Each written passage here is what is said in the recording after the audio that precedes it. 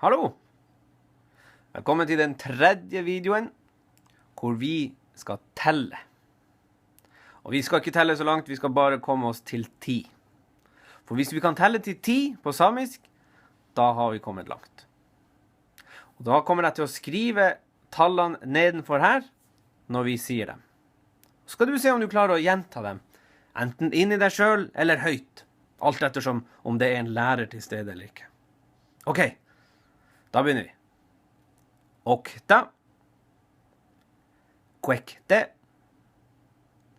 kolma, njelje, vihta, kuhta, tjeja, gaftsi, oftsi, logi.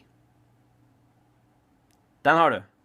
Okta, kvekte, kolma, njelje, vihta, kuhta, tjeja, gaftsi, oftsi, logi. Så enkelt er det.